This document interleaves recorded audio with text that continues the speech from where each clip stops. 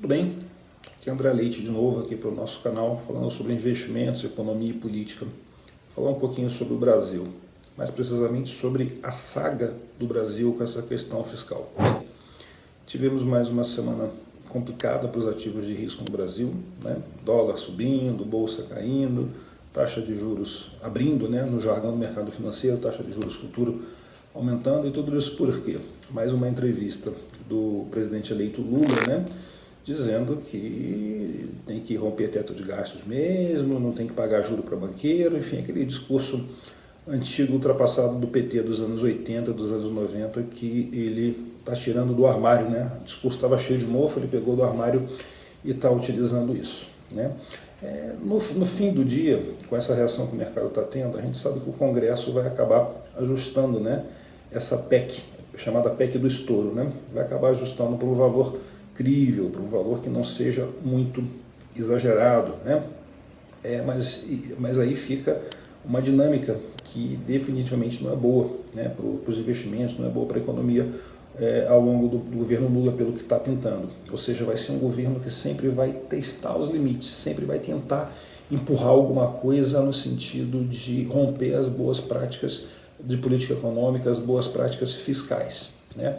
Então isso é uma coisa que segue e continua. Outra coisa para a gente ficar de olho é o espaço que os bancos oficiais têm para poder emprestar. Os bancos oficiais, Caixa, Banco do Brasil, BNDES, foram saneados durante o governo Bolsonaro.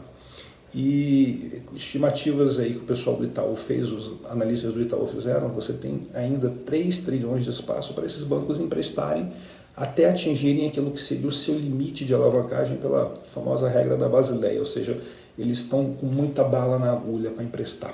Como temos um governo que vai ter uma restrição fiscal orçamentária, aonde que eles vão tentar fazer para induzir a economia? Emprestar.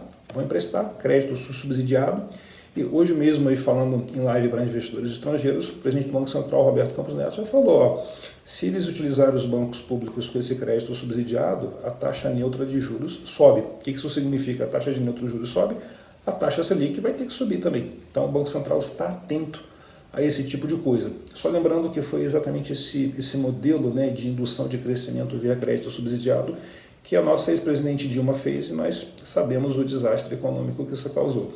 Isso é uma coisa que particularmente me preocupa até mais do que essa questão do orçamento fiscal, que no fim do dia nós temos aí o Congresso para poder dar os limites.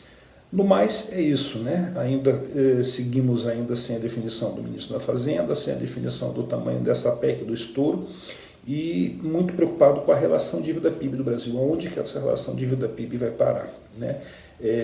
Mesmo com o teto, a nossa situação não é muito confortável. Se você mexer no teto, que eu acho que é alguma coisa inevitável vai acabar acontecendo, você vai ter que dar uma flexibilidade para o teto. Vários estudos que estão circulando por aí, o último deles feito pelo pessoal da economia do Bradesco, mostram para uma trajetória da dívida-PIB do Brasil insustentável, a gente indo em alguns anos para 95%, 100% do PIB. O que acontece com um país quando você tem um endividamento alto desse jeito? O país não cresce. O país não cresce, você acaba gerando mais inflação, você acaba caindo numa armadilha de baixo crescimento, uma armadilha de pobreza, você não sai da armadilha da pobreza. Então, para o bem do país, para o desenvolvimento do país, para a solução dos nossos problemas, que não são poucos, isso passa pela questão do equacionamento do endividamento público.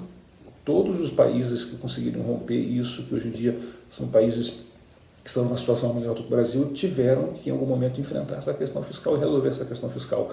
E nós estamos indo justamente na direção oposta. Então, é cedo ainda, precisamos da definição do ministro, precisamos de uma clareza maior qual será a política econômica adotada, mas tudo indica que estamos caminhando na direção errada, o que naturalmente recomenda cautela nos investimentos. Somos bem remunerados para isso, o Banco Central pagando quase 14% ao ano para a gente, então vale a pena você ficar quieto esperando para ver o que vai acontecer e não tomar grandes posições arriscadas agora no mercado. É isso. Um grande abraço, curte nosso canal, divulga o nosso canal e até